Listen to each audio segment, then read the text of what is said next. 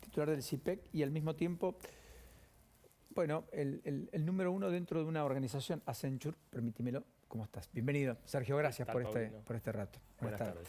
Que es uno de los emblemas del futuro, pero que es el presente, de aquello que exportamos y que no miramos necesariamente con la debida atención, que es los servicios. Siempre hablamos del campo, siempre hablamos de, qué sé yo, cosas tangibles, pero hay muchos intangibles que exportamos y que no vemos con suficiencia. Y Argentina ahí tiene un plus. ¿Cuántos empleados tiene hoy Accenture en la Argentina? 11.500. ¿Cuántos? 11.500. 11.500 ¿Qué hacen? profesionales. ¿Profesionales que hacen qué cosas? Básicamente temas de tecnología sofisticada, ciberseguridad, inteligencia artificial, análisis de datos, gente que hace todo lo relativo a contabilidad y recursos humanos para el exterior, donde uno toma una compañía entera de Europa que de alguna manera todo el área de recursos humanos está en Argentina, gracias a que somos en muchos medios trilingües. O sea, la ventaja es no solo los bilingües, sino que gente que habla italiano, gente que habla alemán. O sea, ese pasa a ser un valor de un chico de 25, 30 años profesional en la Argentina respecto a otros países de la región o del mundo. El lenguaje, en la medida que no es por lo menos bilingüe, un chico, y les hablo a los chicos que nos están viendo, por lo menos inglés, pasa a ser un techo de cristal en tu futuro. Pará, decirlo de vuelta. Si hay alguien como los Paulinos de 46 que tiene 25 y solo sabe un idioma y no sabe al menos inglés, tiene un techo inexorable. Absolutamente. En el mundo hoy, carreras sin inglés, llega a un punto de tu carrera donde no vas a crecer más. Con lo cual, mi misma discusión con políticos, con educadores es, obviamente hay una crisis importante con el sistema educativo, local y en el mundo está en crisis, pero en la Argentina hay un tema más que está, digamos, no lo suficientemente atendido, que es los chicos tienen que tener un doble lenguaje. Sí o sí, y eso es parte de su crecimiento. O sea que en la escuela pública deberíamos poner mucho acento en la idea de tener una escuela bilingüe, como muchos tenemos la posibilidad, por suerte, la fortuna de poder pagárselos a nuestros hijos, debería ser una cosa mucho más masiva, digamos. Absolutamente, digamos, hay intentos en la ciudad, en la provincia, todavía estamos, diría, al 30% de lo que deberíamos hacer. Con lo cual ahí estás advirtiendo un problema futuro que hay que aguardarlo a tiempo. ¿Pero tenés personas que acá son gerentes de recursos humanos de una empresa, que sé yo, petrolera en Irak, por caso? ¿Perdón? Sí. Sí, tenés. Sí. Gente que desde la Argentina elige trabajadores en cualquier lugar del mundo. Absolutamente. Desde Argentina manejamos muchos miles de pozos petroleros punta a punta, desde la administración de la producción, la compra de repuestos, la liquidación contable, la tecnología de pozos petroleros en muchos lugares del mundo.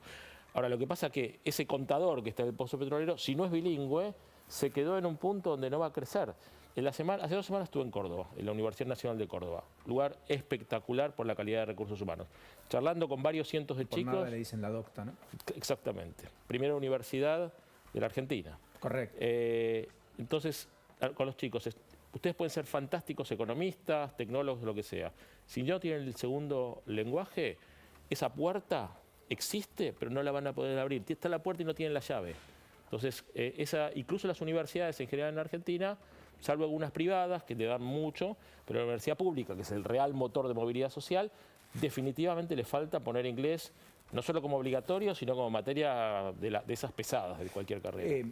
¿Qué es lo que ves que está faltando en materia de recursos humanos? Ya no fruto de no tener inglés, sino qué es lo que está faltando de profesionales, o qué carreras te están demandando y que a veces no encontrás recursos humanos. ¿Te pasa? Mira, hoy tenemos en Accenture, y eso lo hablamos un poco en el otro día en CIPEC, el tema de la falta de recursos humanos.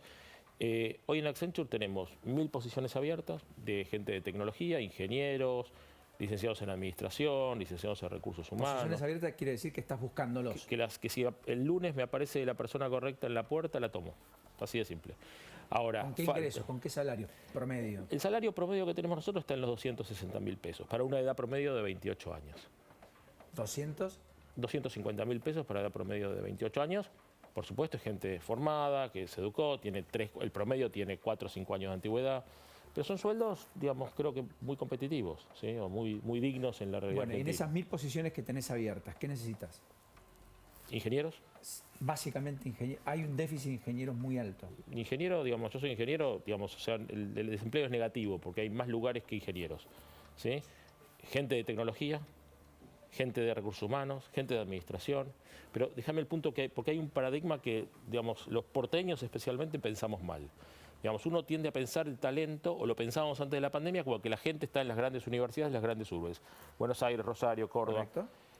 Y lo que salimos con un camión hace 2 meses a recorrer toda la Argentina, pueblitos, pueblos más grandes, ciudades medianas, la cantidad de gente, incluso bilingüe, que hay ahí, que se fue a la provincia, se fue en la pandemia o quiere estar con su familia, es enorme. El número que te doy es, pasamos ya con este camión por Córdoba, Salta y Jujuy y Corrientes y Chaco. 5 provincias, nos faltan todavía 12 o 13 más que vamos a recorrer. Estas primeras 5 esperábamos llevarnos 300 currículum de personas calificadas, ¿no? Para tomarlas. ¿Cuántos te llevaste? 2.400, 8 veces más de lo que esperábamos. Ese es el potencial del interior argentino, ese federalismo que declamamos, pero fracasamos en que funcione. Se lo estás diciendo a alguien que viene del interior y que nació en una ciudad de 25.000 habitantes como Las Flores. Con lo cual, ya abriste la sede en Mar del Plata, hace no muchos... Sí, Mar del Plata, Rosario. ¿Vos estás viendo esa vuelta a cierta ruralidad por cuestiones que la pandemia nos ha hecho reflexionar en términos de calidad de vida, locura, ambientes tóxicos en los que uno a veces convive en las grandes ciudades, que tiene todos los, digamos, las cuestiones positivas que conocemos, pero también los deméritos? ¿Ves eso también? Muy fuerte. En la pandemia, nosotros pasamos en la pandemia de 9.000 profesionales a 11.500 en los 2 años de la pandemia. De esos pasamos a casi no tener gente dispersa, digamos, en la Argentina, en pueblos pequeños, en Ushuaia, en La Quiaca, a pasar a tener 800 personas en lugares. El otro día yo les doy la bienvenida por Teams, por Zoom. De golpe había uno que tenía corrales atrás y estaba en un pueblito de La Pampa, dando servicios para Estados Unidos, feliz que estaba con su familia. ¿Sí? O sea, el cambio de cabeza que viene para adelante es grande y desde las grandes ciudades lo vemos poco. Yo estoy choqueado por los resultados. Enhorabuena. Ahora, ¿cómo se articula todo ese futuro, ¿Cuánto exporta la Argentina hoy en servicios en miles de dólares? Son 6.000 millones de dólares. Para que tengan una perspectiva, las exportaciones de vino deben estar en los 700, 800, es 8 veces más que lo que se exporta de vino, con algunos temas interesantes. Primero, exportás y no importás nada, son prácticamente todos sueldos, 70, 80% sueldos. Es toda una balanza comercial favorable en todos los casos. Los dólares se liquidan a fin de mes en el Banco Central, quedan todos en el Banco Central. Y el otro tema interesante de esto es que se realimenta, no es una máquina que a los 10 años tenés que cambiarla. Una persona con 5 años de experiencia vale mucho más que la persona que empezó.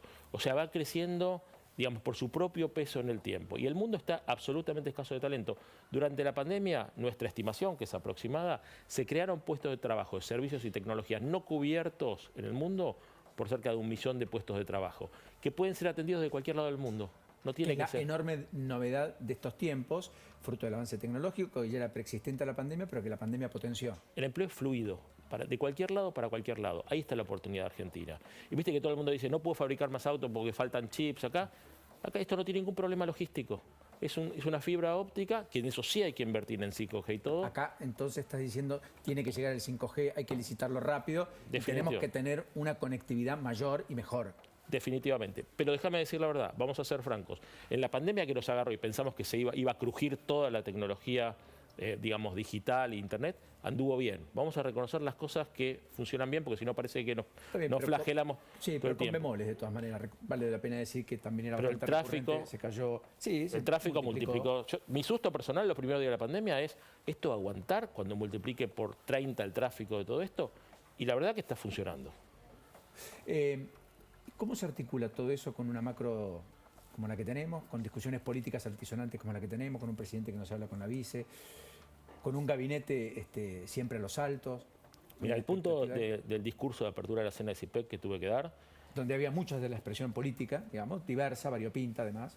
Muchísimos gobernadores, jueces, muchos diputados. Ministros. ¿Qué está pasando en el mundo ahora? Ustedes estaban hablando recién. Seguridad alimentaria va a ser un tema central. Seguridad energética, ni hablemos. Las dos cosas tienen un potencial enorme para Argentina. Argentina pasa a ser un lugar privilegiado en el mundo por sus recursos. Encima tenés los recursos de economía del conocimiento. Tenemos todo. ¿Cuál es el problema? Todos los países que salieron de un subdesarrollo o de crisis cíclicas lo hicieron en base a cierta cantidad de acuerdos básicos que compartieron todos, que las facciones políticas o dentro de ellas y la dirigencia, porque acá hay que mirarse al espejo, la dirigencia empresarial, la dirigencia judicial, etcétera, se puso a hacer sindical, etcétera, diciendo esto no lo tocamos. Eso, si la Argentina realmente logra hacerlo con profundidad y con honestidad de toda la dirigencia, creo que la Argentina cambia. Está bien, pero lo vengo escuchando hace 30 años que hago esto, ya casi desde mi adolescencia, te reís. Evidentemente da la impresión que en una mesa ponernos de acuerdo va a ser imposible. En la medida que no ocurra, Porque Argentina... nadie está dispuesto a conceder. No es que el dirigente sindical se siente y te dice, sí, cambiemos todos los convenios de la década del 70 que están arcaicos y perimidos. Déjame ser No es franco que el y- empresario dice, sí, yo pongo a disposición la rentabilidad de, qué sé yo, los empleados. Probablemente haya un tema de liderazgo de todos nosotros, que alguien tiene que decir, todos tenemos que perder algo y todos tenemos que ceder algo, porque si no perdemos todo. Entonces creo que ese es el punto. Todos los países que salieron con agua. Israel tenía hace 20 años inflación del 80%, 90%. Y en un momento se pusieron de acuerdo y dijeron, basta porque nos hundimos todo. Eso es lo que hace falta. Individualmente, hablabas de los sindicalistas, en general, individualmente se puede hablar cuando vos mostrás que tenés la actitud también de ceder. Falta eso y claramente es una crisis de liderazgo, porque necesitas algún líder que diga, bueno, se acabó, basta, vamos Hoy la para este Argentina lado. atraviesa una crisis de liderazgo. Y tenés múltiples, cuando vos decís, dentro de todas las coaliciones, hay múltiples pujas por quien lidera, y eso es una crisis. Y nadie emerge para decir, ¿sabes qué? Yo estoy dispuesto a ceder mi parte para que el resto tenga un futuro, en definitiva, ¿no? ¿Temés por una escalada inflacionaria creciente y que nos derive eventualmente en una hiper, que sería hoy una hiper más del 100% de inflación anual? Yo espero que no, digamos, lo que escucho, yo soy ingeniero, no economista, lo que escucho es que probablemente haya inflación alta en los próximos meses, que de no existir alguna crisis política mayor no debería saltar mucho. ¿Cómo te impacta el cepo cambiario con esto de tener que liquidar dólar oficial a 120, 130 para personas que trabajan en el exterior y que dejan dólares a ese valor cuando el dólar real está en 200? El problema que nos impacta no es un tema ni de rentabilidad, nada por el estilo, nos impacta en temas de gente, porque hay gente que se va a trabajar freelance y le pagan directo en dólares, obviamente, en negro, es lo que llamamos el empleo blue, le pagan en negro, en dólares afuera, entonces de alguna manera, como nosotros traemos los dólares al oficial, no hay manera que le paguemos a ese monto. Eso genera una crisis de gente que podría estar trabajando en el mundo formal, pagando impuestos, trayendo los dólares al Banco ¿Cuánto Central. es eso hoy? ¿Un tercio? Mira, los grandes números que tenemos es, a nosotros de la gente que se fue de la empresa, más de la mitad se fue a ese tipo de empleos.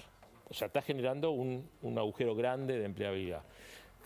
Creo que Argencon calcula alrededor del 20%. O sea, son de 6.000 millones de dólares que exporta el sector, son 1.200 millones de vos lo dólares. que entonces decís, el cepo nos lleva a tener este tipo de empleo también en negro. Y en lugar de dejar las reservas y las divisas en el Banco Central, terminan siendo en algún lugar. En algún colchón o alguna cuenta afuera. Estoy hablando de personas independientes, no son... O sea, son personas que trabajan profesionales que, entre comillas, según un sector, la fuga. Sí, es como que vos te dices, te pago 3.000... Lourdes, un poquito, te escucho nítida, perdón. Sí. Es como que a vos te diga, te pago 4.000 dólares por mes. Y el que te lo va a pagar te dice, te los meto a 110 en tu cuenta de banco acá de Argentina, o te los dejo afuera y después tráetelos en el bolsillo, o tráelos con Bitcoin, lo que sea. Y mucha gente elige el camino más rentable pero ilegal. Ha sido un enorme placer, Sergio, como siempre. En particular por tomarnos un ratito para mirar también lo que viene y mirar que la Argentina tiene oportunidades. No tengo ninguna duda. Me desacomoda mucho la idea de tener que lidiar con los mismos temas, con los mismos problemas, como un corsi recorsi borgiano de la historia, donde vamos sistemáticamente fracasando. El turco así suele decir, en Argentina todo termina irremediablemente mal. Y me revela. Bueno, yo no estoy de acuerdo. Yo creo que que todavía ¿no? nosotros vamos a ver una Argentina que termina bien. Y no es tan difícil. Es ceder. No hay ideas brillantes que hay que poner. Está todo escrito. Hay que lograr cierto coraje político y empresarial y de dirigencia gremial, etcétera, para decir, ¿sabes qué? Vamos a perder un poquito todos los próximos 3 años, pero esto tiene que ser. Está todo. Es la gente. Al final es el 50% de chicos pobres. Los que nos están viendo. Gracias. Gracias. Hasta la próxima. Guarda, colección de